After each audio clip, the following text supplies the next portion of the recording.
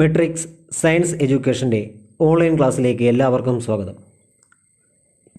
കഴിഞ്ഞ ക്ലാസ്സിൽ നാം പറഞ്ഞു നിർത്തിയത് കൂളോംസ് ലോ ആയിരുന്നു. അപ്പോൾ രണ്ട് ചാർജുകൾക്കിടയിൽ ഉണ്ടാകുന്ന ഫോഴ്സ് കണ്ടുപിടിക്കാൻ നമ്മെ സഹായിക്കുന്ന ലായാണ് കൂളോംസ് ലോ എന്ന് നാം പറഞ്ഞു. അപ്പോൾ ആ ചാർജുകളെന്ന് പറയുന്നത് ഒന്നുകിൽ ഈക്വൽ ചാർജസ് ആവാം, അല്ലെങ്കിൽ ഓപ്പോസിറ്റ് ചാർജുകളാവാം. സെയിം ചാർജുകളാകാം, അല്ലെങ്കിൽ ഓപ്പോസിറ്റ് ചാർജുകളാകാം. അപ്പോൾ തീർച്ചയായും അവയ്ക്കിടയിൽ ഒരു ഫോഴ്സ് ഓഫ് അട്രാക്ഷൻ അല്ലെങ്കിൽ ഒരു ഫോഴ്സ് ഓഫ് റിപ്പൽഷൻ ഉണ്ടാകുന്നു. ഈ ഫോഴ്സിൻ്റെ മാഗ്നിറ്റ്യൂഡ് കണ്ടുപിടിക്കുന്ന ലായാണ് കൂളോംസ് ലോ. എന്നാൽ ഫോഴ്സിന് മാഗ്നിറ്റ്യൂഡ് മാത്രമാണോ ഉള്ളത്? ഒരിക്കലുമല്ല. ഫോഴ്സ് എന്ന് പറഞ്ഞാൽ ഒരു വെക്റ്റർ ക്വാണ്ടിറ്റിയാണ്. അപ്പോൾ തീർച്ചയായും അതിനൊരു മാഗ്നിറ്റ്യൂഡും കാണും, അതോടൊപ്പം എന്തുണ്ടായിരിക്കും, ഒരു ഡയറക്ഷൻ കൂടി ഉണ്ടായിരിക്കും. അപ്പോൾ നമുക്ക് ഫോഴ്സിനെ റെപ്രസെൻറ്റ് ചെയ്യാൻ അതിൻ്റെ വെക്റ്റർ ഫോമിലേക്ക് മാറ്റേണ്ടതായിട്ടുണ്ട്. അപ്പോൾ നമ്മളിനി അടുത്തായി പറയാൻ പോകുന്നതും അതുതന്നെയാണ്, coulombs law in vector form. എന്തായിരുന്നു കൂളോംസ് ലോ പറയുന്നത്? The force between 2 point charges is directly proportional to the product of the magnitude of their charges and inversely proportional to the square of the distance between them. അപ്പോൾ രണ്ട് ചാർജുകൾക്കിടയിൽ ഉണ്ടാകുന്ന ഫോഴ്സിൻ്റെ magnitude കണ്ടുപിടിക്കാൻ F is equal to 1/4πε0 Q1 Q2 R² എന്ന് പറയുന്ന ഇക്വേഷനാണ് നാം ഉപയോഗിക്കുന്നത്. ഈ equation എപ്പോഴാണ് നാം ഉപയോഗിക്കുന്നത്? ചാർജുകൾ എവിടെയായിരിക്കുമ്പോഴാണ്? ഒന്നുകിൽ വാക്വം, അല്ലെങ്കിൽ എയർ, അല്ലെങ്കിൽ ഫ്രീ സ്പേസ്. ഈ മൂന്നിനെയും നമ്മൾ ഒന്നായിട്ടാണ് എന്ത് ചെയ്തിരിക്കുന്നത്? കൺസിഡർ ചെയ്തിരിക്കുന്നത്. അപ്പോൾ അതുകൊണ്ടാണ് അവിടെ ഒരു കോൺസ്റ്റൻറ്റ് വന്നത് 1/4πε0. അതിനെ വിളിക്കുന്ന പേരാണ് ε0. എന്തായിരുന്നു ε0? പെർമിറ്റിവിറ്റി ഓഫ് ഫ്രീ സ്പേസ്, അല്ലെങ്കിൽ പെർമിറ്റിവിറ്റി ഓഫ് വാക്വം, അല്ലെങ്കിൽ പെർമിറ്റിവിറ്റി ഓഫ് എയർ എന്ന് പറയും. അവിടെ ε0യുടെ വാല്യൂ നാം പറഞ്ഞതാണ് 8.854 × 10⁻⁻12 coulomb square per newton metre square ആണ്. അപ്പോൾ ഈ തന്നിരിക്കുന്ന ഫോഴ്സ് എന്ന് പറയുന്നത് രണ്ട് ചാർജുകൾക്കിടയിൽ Q1 Q2 എന്ന് പറയുന്ന ചാർജുകളെ r ഡിസ്റ്റൻസ് ഗ്യാപ്പിൽ വയ്ക്കുമ്പോഴുണ്ടാകുന്ന ഫോഴ്സിൻ്റെ മാഗ്നിറ്റ്യൂഡ് മാത്രമാണ്. അപ്പോൾ ഇത് വെച്ച് നമ്മൾ പ്രോബ്ലം ചെയ്യുമ്പോൾ ചിലപ്പോൾ അത് നെഗറ്റീവ് ചാർജ് ആകാം, പോസിറ്റീവ് ചാർജ് ആകാം. ഇപ്പോൾ ഉദാഹരണത്തിന് ഇപ്പോൾ ഒരു ചാർജ് -5 കൂളോം ഉള്ളൊരു ചാർജും +2 കൂളോം ഉള്ളൊരു ചാർജും തമ്മിൽ നമ്മൾ ഒരു അട്രാക്ഷൻ ഉണ്ടാകുന്നു എന്ന് വിചാരിക്കുക. അപ്പോൾ ആ ഫോഴ്സ് കണ്ടുപിടിക്കുമ്പോൾ നമ്മൾ ഇക്വേഷനിൽ സബ്സ്റ്റിറ്റ്യൂട്ട് ചെയ്യുമ്പോൾ -5 എന്ന് ഇടേണ്ട കാര്യമില്ല. നമുക്ക് എന്ത് മാത്രം മതി? ആ മാഗ്നിറ്റ്യൂഡ് 5 എന്ന് പറയുന്ന മാഗ്നിറ്റ്യൂഡ് മാത്രം വെച്ച് നമുക്ക് പ്രോബ്ലം ചെയ്താൽ മതിയാകും. അപ്പോൾ ε0യുടെ വാല്യൂ ഒരിക്കൽ കൂടി പറയുന്നു 8.854 × 10⁻12 ആണ്. എന്നാൽ 1/4πε0യുടെ വാല്യൂ കാൽക്കുലേറ്റ് ചെയ്താൽ നമുക്ക് എന്ത് കിട്ടും? 9 × 10⁻9 എന്ന് ലഭിക്കും.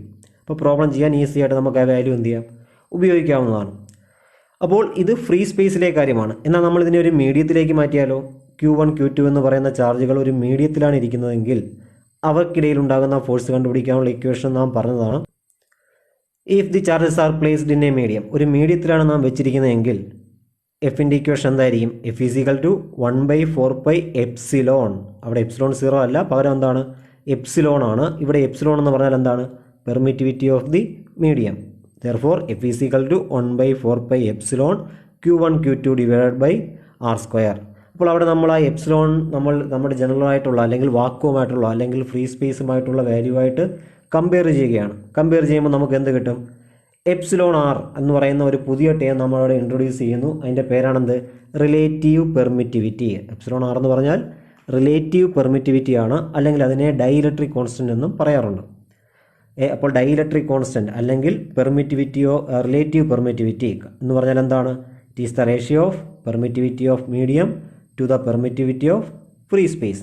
Therefore εr is equal to ε/ε0 എന്ന് എഴുതാം. ഇതിൽ നിന്ന് എപ്സിലോണിൻ്റെ ഇക്വേഷൻ എങ്ങനെ എഴുതാം?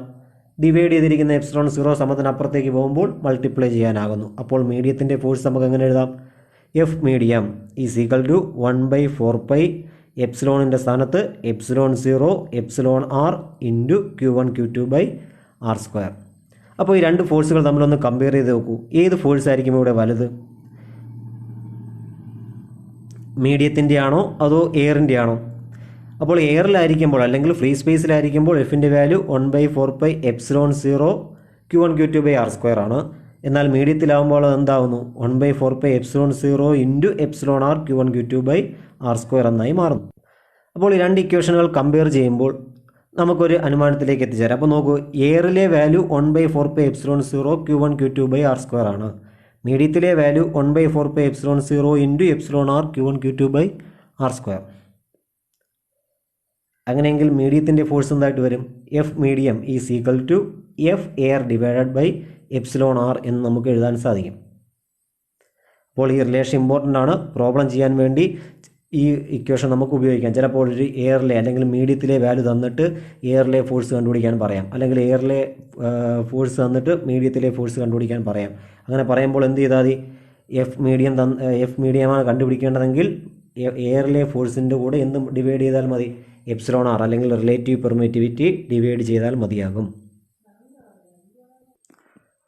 അപ്പോൾ ഇവിടെ നൽകിയിരിക്കുന്ന ഫോഴ്സിൻ്റെ ഇക്വേഷനുകളെല്ലാം തന്നെ ആ ഫോഴ്സിൻ്റെ മാഗ്നിറ്റ്യൂഡ് മാത്രം കണ്ടുപിടിക്കാനുള്ള ഇക്വേഷനാണ്. അപ്പോൾ നമുക്ക് എന്ത് ചെയ്യണം? ഇതിനെ വെക്റ്റർ ഫോമിൽ എങ്ങനെ റെപ്രസെൻറ്റ് ചെയ്യാം എന്നാണ് ഇനി പറയാൻ പോകുന്നത്. വെക്റ്റേഴ്സിനെ പറ്റി +1 നാം പഠിച്ചതാണ്. അപ്പോൾ അവിടെ അറിഞ്ഞിരിക്കേണ്ട പ്രധാനപ്പെട്ട ഒന്നാണ് എന്താണ് ഒരു യൂണിറ്റ് വെക്റ്റർ എന്ന് പറയുന്നത്. എന്തായിരുന്നു യൂണിറ്റ് വെക്റ്റർ? യൂണിറ്റ് മാഗ്നിറ്റ്യൂഡും ആ വെക്റ്ററിൻ്റെ അതേ ഡയറക്ഷനുമുള്ള വെക്റ്റേഴ്സിനെ വിളിക്കുന്ന പേരാണ് യൂണിറ്റ് വെക്ടറുകൾ എന്ന് പറയുന്നത്. ഇപ്പോൾ എ എന്ന് പറയുന്ന ഒരു വെക്ടർ ഉണ്ടെങ്കിൽ വെക്ടർ എ, അതിൻ്റെ യൂണിറ്റ് വെക്ടർ എങ്ങനെ കണ്ടുപിടിക്കും? ഏതൊരു വെക്ടറിൻ്റെയും യൂണിറ്റ് വെക്ടർ കണ്ടുപിടിക്കാൻ എന്ത് ചെയ്താൽ മതി? ആ വെക്ടറിനെ അതിൻ്റെ മാഗ്നിറ്റ്യൂഡ് കൊണ്ട് ഡിവൈഡ് ചെയ്താൽ മതി. അപ്പോൾ ഇവിടെ നോക്കൂ, വെക്ടർ എ അല്ലെങ്കിൽ യൂണിറ്റ് വെക്ടർ എ, അതാണ് A cap is equal to vector A divided by modulus of vector A. Modulus of vector A എന്ന് പറഞ്ഞാൽ മാഗ്നിറ്റ്യൂഡ് ഓഫ് ദാറ്റ് വെക്ടറാണ്. അപ്പോൾ യൂണിറ്റ് വെക്ടർ കണ്ടുപിടിക്കാൻ ഏതൊരു വെക്ടറിനെയും അതിൻ്റെ മാഗ്നിറ്റ്യൂഡ് കൊണ്ട് എന്ത് ചെയ്താൽ മതി? ഡിവൈഡ് ചെയ്താൽ മതി. അങ്ങനെയെങ്കിൽ ഒരു വെക്ടറിനെ നമുക്ക് എങ്ങനെ റെപ്രസെൻറ്റ് ചെയ്യാം? ഈ ഇക്വേഷൻ അനുസരിച്ച് ഡിവൈഡ് ചെയ്തിരിക്കുന്ന മാഗ്നിറ്റ്യൂഡിനെ സമത്തിന് അപ്പുറത്ത് കൊണ്ടുപോകുമ്പോൾ എന്താവും? മൾട്ടിപ്ലൈ ചെയ്യാനാവും. അപ്പോൾ any vector can be represented as vector A is equal to modulus of vector A into A cap. അപ്പോൾ ഏതൊരു വെക്ടറിനെ റെപ്രസെൻറ്റ് ചെയ്യാനും അതിൻ്റെ അല്ലെങ്കിൽ ഏതൊരു ക്വാണ്ടിറ്റി അല്ലെങ്കിൽ വെക്ടർ ഫോമിലോട്ട് മാറ്റാൻ എന്ത് ചെയ്താൽ മതി? അതിൻ്റെ മാഗ്നിറ്റ്യൂഡിനെ ആ ഡയറക്ഷനിലുള്ള ഒരു യൂണിറ്റ് വെക്ടർ കൊണ്ട് മൾട്ടിപ്ലൈ ചെയ്താൽ മതി. ഇത് വളരെ ഇമ്പോർട്ടൻറ്റ്, ശ്രദ്ധിച്ച് മനസ്സിലാക്കണം, എന്നാലേ അടുത്ത് പറയാൻ നമുക്ക് മനസ്സിലാകത്തുള്ളൂ. അപ്പോൾ ഒരു വെക്ടറിനെ റെപ്രസെൻറ്റ് ചെയ്യുന്നത് നമുക്ക് ആ വെക്ടറിനെ എങ്ങനെ റെപ്രസെൻറ്റ് ചെയ്യാം? ആ വെക്ടറിൻ്റെ മാഗ്നിറ്റ്യൂഡിനെ അതിൻ്റെ അതേ ഡയറക്ഷനുള്ള യൂണിറ്റ് വെക്ടർ കൊണ്ട് എന്ത് ചെയ്താൽ മതി? മൾട്ടിപ്ലൈ ചെയ്താൽ മതി. അപ്പോൾ എഫ് എന്ന് പറയുന്ന ഒരു ഫോഴ്സ്, അതിനെ വെക്ടർ ഫോമിലേക്ക് മാറ്റാൻ ഫോഴ്സിൻ്റെ മാഗ്നിറ്റ്യൂഡിനെ അതേ ഡയറക്ഷനുള്ള ഒരു യൂണിറ്റ് വെക്ടർ, ആ ഡയറക്ഷനുള്ള ഏത് യൂണിറ്റ് വെക്ടർ ആകാം, ആ യൂണിറ്റ് വെക്ടർ കൊണ്ട് എന്ത് ചെയ്താൽ മതി? മൾട്ടിപ്ലൈ ചെയ്താൽ മതി. അങ്ങനെയെങ്കിൽ ഇവിടെ നോക്കൂ, നമുക്ക് കൂളോംസിലായ വെക്ടർ ഫോമിലേക്ക് കൺവേർട്ട് ചെയ്യാം. അപ്പോൾ അതിനു മുമ്പ് നാം അറിഞ്ഞിരിക്കേണ്ട ഒരു കാര്യം, ഇവിടെ രണ്ട് ചാർജുകളുണ്ട്. അപ്പോൾ ഫോഴ്സുകൾ രണ്ട് രീതിയിലാകാം. ഒന്നുകിൽ ഓപ്പോസിറ്റ് ചാർജുകൾ വന്നാൽ അട്രാക്റ്റീവ് ഫോഴ്സ് ആകാം, അല്ലെങ്കിൽ സെയിം ചാർജുകൾ വന്നാൽ റിപ്പൾസീവ് ഫോഴ്സ് ആകാം. അപ്പോൾ നമ്മൾ അതിനെ രണ്ട് കേസായിട്ട് എടുക്കുകയാണ്. ഫസ്റ്റ് കേസ് എന്ന് പറയുന്നത് when the force is attractive. ഫോഴ്സുകൾ എന്താണ്? അട്രാക്റ്റീവ് ആണ്. അട്രാക്റ്റീവ് ആകണമെങ്കിലുള്ള കണ്ടീഷൻ എന്താണ്? ഒരു ചാർജ് പോസിറ്റീവ് ആണെങ്കിൽ മറ്റൊരു ചാർജ് എന്തായിരിക്കും? നെഗറ്റീവ് ആയിരിക്കും. അപ്പോൾ നമ്മൾ തൽക്കാലം ആ പേരുകൾ പറയുന്നതേ ഉള്ളൂ. അപ്പോൾ ഇവിടെ നോക്കൂ, ചിത്രത്തിലേക്ക് നോക്കൂ, ഇവിടെ രണ്ട് ചാർജുകളാണുള്ളത്. Q1 എന്ന് പറയുന്ന ഒരു ചാർജും Q2 എന്ന് പറയുന്ന മറ്റൊരു ചാർജും. അവയ്ക്കിടയിലുള്ള ഡിസ്റ്റൻസ് ആണ് R. അപ്പോൾ രണ്ട് ചാർജുകളുണ്ട്, Q1 and Q2 which are separated at A distance R. അങ്ങനെയെങ്കിൽ ഇവയ്ക്കിടയിൽ ഉണ്ടാകുന്ന ഫോഴ്സ്, ഇത് ഓപ്പോസിറ്റ് ചാർജുകളാണെന്ന് നാം പറഞ്ഞു. അപ്പോൾ തീർച്ചയായും ഇവയ്ക്കിടയിൽ ഉണ്ടാകുന്ന ഫോഴ്സ് എന്ന് പറയുന്നത് എന്തായിരിക്കും? ഒരു അട്രാക്റ്റീവ് ഫോഴ്സ് ആയിരിക്കും. അപ്പോൾ ഇവിടെ ആരൊക്കെയാണ്? ഇപ്പോൾ Q1 എന്ന് പറയുന്ന ചാർജിനെ നാം കൺസിഡർ ചെയ്താൽ ആ Q1നെ ആര് അട്രാക്റ്റ് ചെയ്യും? Q2 എന്ന് പറയുന്ന ചാർജ് അട്രാക്റ്റ് ചെയ്യും.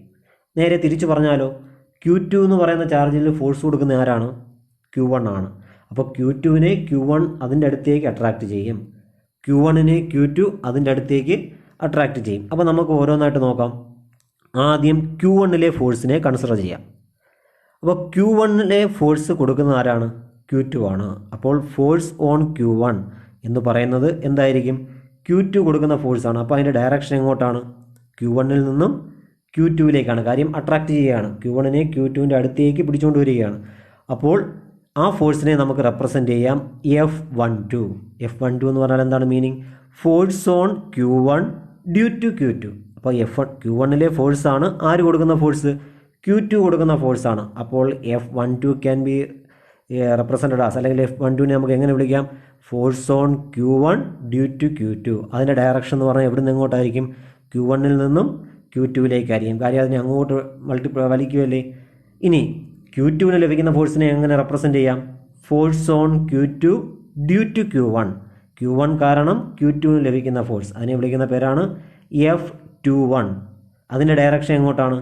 From Q2 to Q1. കാര്യം എന്തുകൊണ്ടാണ്? Q1 എന്ത് ചെയ്യാണ്? Q2വിനെ അതിൻ്റെ അടുത്തേക്ക് കൊണ്ടുവരികയാണ്. അപ്പോൾ Q2വിൽ നിന്നും Q1ലേക്കാണ് F21ൻ്റെ ഡയറക്ഷൻ എന്ന് പറയുന്നത്.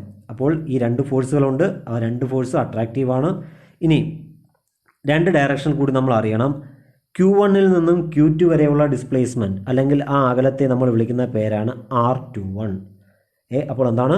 Q1ൽ നിന്നും Q2 വരെയുള്ള അകലത്തെ നമ്മൾ വിളിക്കുന്ന പേര് R21 എന്നും R12 എന്നും. ഒന്നുകൂടെ ശ്രദ്ധിക്കുക, Q1ൽ നിന്നും Q2ലേക്കുള്ള ഡയറക്ഷൻ, ആ ഡയറക്ഷനുള്ള ഡിസ്പ്ലേസ്മെൻറ്റിനെ നമ്മൾ R12 എന്നും. അപ്പോൾ R12ൻ്റെ ഡയറക്ഷൻ എങ്ങോട്ടാണ്? Q1ൽ നിന്നും Q2ലേക്കാണ്. അതുപോലെ Q2വിൽ നിന്നും Q1ലേക്കുള്ള ഡയറക്ഷനെ R21 എന്നും റെപ്രസെൻറ്റ് ചെയ്യുന്നു. എന്ന് പറഞ്ഞാൽ എല്ലാം കൂടെ കൺഫ്യൂഷൻ ആകരുത്, ഡയറക്ഷനുകൾ ശ്രദ്ധിക്കുക. F12ൻ്റെ ഡയറക്ഷൻ എന്ന് പറയുന്നത് Q1ൽ നിന്നും Q2ലേക്കാണ്. അതേ ഡയറക്ഷനിൽ തന്നെയാണ് R12വും ഉള്ളത്. ഇനി F21ൻ്റെ ഡയറക്ഷൻ എന്ന് പറഞ്ഞാൽ Q2വിൽ നിന്നും Q1ലേക്കാണ്. അതേ ഡയറക്ഷനിൽ തന്നെയാണ് ആരുമുള്ളത്? R21 ഉള്ളത്. എന്ന് പറഞ്ഞാൽ F12ൻ്റെ ഡയറക്ഷനാണ് R12, F21ൻ്റെ ഡയറക്ഷനാണ് R21. അപ്പോൾ ഇവിടുത്തെ യൂണിറ്റ് വെക്ടറുകളെ, ഇപ്പോൾ Q1ൽ നിന്നും Q2ലേക്ക് പോകുന്ന യൂണിറ്റ് വെക്ടറിനെ നമുക്ക് എന്ത് വിളിക്കാം? R12 എന്നും Q2വിൽ നിന്നും Q1ലേക്ക് പോകുന്ന യൂണിറ്റ് വെക്ടറിനെ R21 എന്നും റെപ്രസെൻറ്റ് ചെയ്യാം.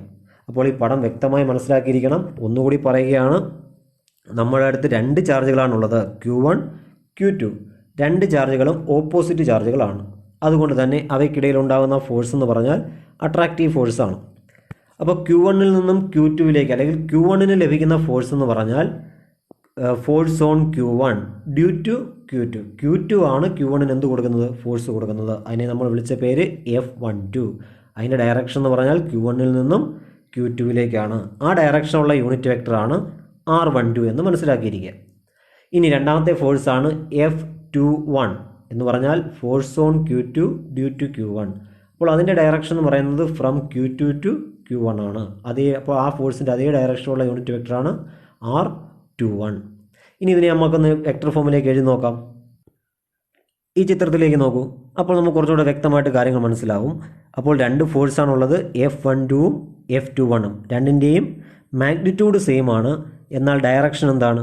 നേരെ ഓപ്പോസിറ്റാണ്. F12ൻ്റെ നേരെ ഓപ്പോസിറ്റ് ഡയറക്ഷനാണ് F21. R21ൻ്റെ നേരെ ഓപ്പോസിറ്റ് ഡയറക്ഷനാണ് R12 എന്ന് മനസ്സിലാവും. അപ്പോൾ നാം ഇവിടെ പറഞ്ഞത് ഫോഴ്സ് ഓഫ് അട്രാക്ഷനെ പറ്റിയാണ്. ഇനി രണ്ട് ചാർജുകളും സെയിം ചാർജുകളാണെങ്കിൽ എന്ത് മാറ്റമുണ്ടാവും? അപ്പോൾ കേസ് 2 ആണ് നാം പറയുന്നത്. When the force is repulsive. Force repulsive ആണെങ്കിലുള്ള പ്രത്യേകത എന്താണ്? Q1 എന്ന് പറയുന്ന ഒരു ചാർജ്, Q2 എന്ന് പറയുന്ന മറ്റൊരു ചാർജ്, രണ്ടും ഈക്വൽ ചാർജ് ആണ്. അതുകൊണ്ടാണ് എന്താവുന്നത്? റിപ്പൽസീവ് ഫോഴ്സ് ആകുന്നത്. അവയ്ക്കിടയിലുള്ള ഡിസ്റ്റൻസിനെ നമുക്ക് എന്ത് വിളിക്കാം? R എന്ന് വിളിക്കാം. അപ്പോൾ ഒന്നാമത്തെ ഫോഴ്സ് Q1-നൊരു ഫോഴ്സ് ലഭിക്കുന്നു. അപ്പോൾ ഇവിടെ ഡയറക്ഷൻ ശ്രദ്ധിക്കുക. Q1ൽ നിന്നും Q2ലേക്കുള്ള അകലത്തെ നമുക്ക് R12 എന്നും Q2വിൽ നിന്നും തിരിച്ച് Q1ലേക്കുള്ള ഡിസ്പ്ലേസ്മെൻറ്റിനെ R21 എന്നും വിളിക്കാം. രണ്ടിൻ്റെയും അകലം സെയിം ആണ്, മാഗ്നിറ്റ്യൂഡ് സെയിം ആണ്. പക്ഷേ ഡയറക്ഷൻ എങ്ങനെയാണ്? R12ൻ്റെ നേരെ ഓപ്പോസിറ്റ് ഡയറക്ഷനാണ് R21-നുള്ളത്.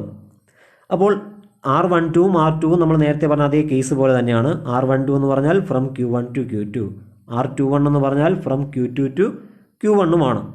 അങ്ങനെയെങ്കിൽ ഫോഴ്സുകൾ നേരത്തെ പറഞ്ഞതുപോലെയാണോ? Q1ന് ലഭിക്കുന്ന ഫോഴ്സ്, Q1ന് ഫോഴ്സ് കൊടുക്കുന്ന ആരാണ്? Q2 ആണ്. പക്ഷേ Q2 ഏത് ഡയറക്ഷനിലാണ് ഫോഴ്സ് കൊടുക്കുന്നത്? Q1നെ പിടിച്ച് തള്ളി നീക്കുകയാണ്. എന്ന് പറഞ്ഞാൽ റൈറ്റിൽ നിന്നും ലെഫ്റ്റിലേക്കാണ് F12ൻ്റെ ഡയറക്ഷൻ. അപ്പോൾ force on Q1 due to Q2 എന്ന് പറയുന്നത് അതിൻ്റെ ഡയറക്ഷൻ എങ്ങോട്ടാണ്?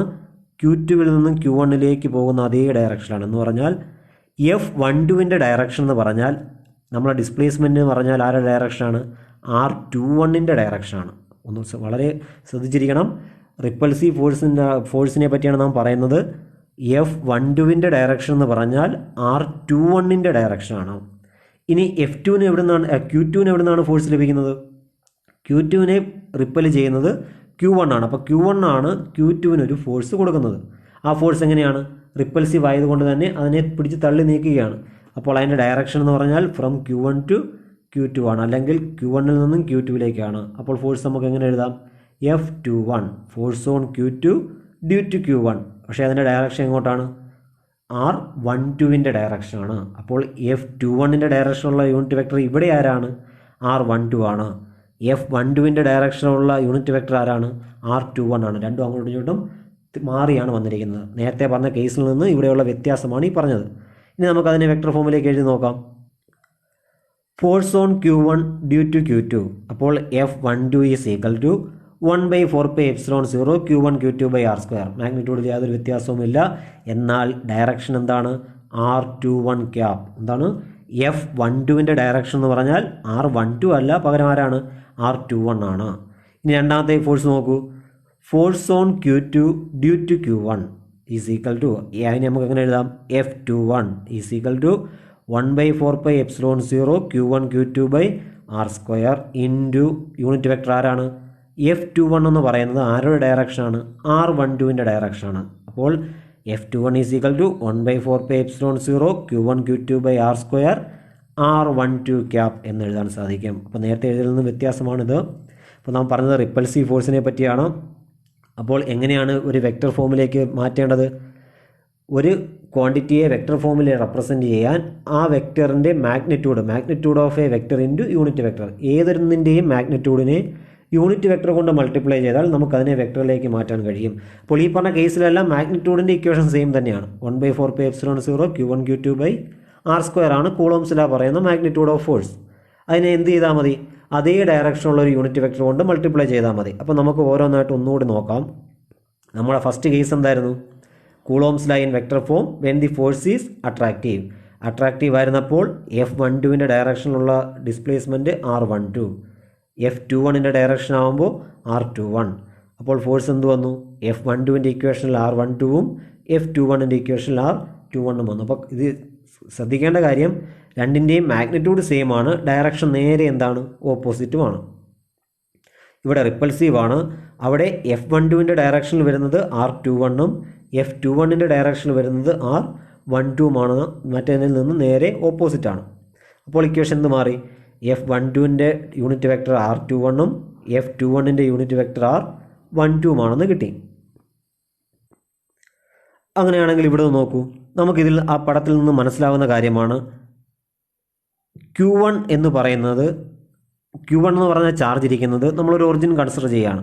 O എന്ന് പറയുന്ന ഒറിജിനിൽ നിന്നും R1 അകലെയാണ്. അല്ലെങ്കിൽ നമ്മൾ പൊസിഷൻ വെക്ടർ പഠിച്ചതാണ്. Q1ൻ്റെ പൊസിഷൻ വെക്ടർ എന്ന് പറഞ്ഞാൽ R1, Q2ൻ്റെ പൊസിഷൻ വെക്ടർ നമ്മൾ എന്തായിട്ട് എടുത്തിരിക്കുന്നു?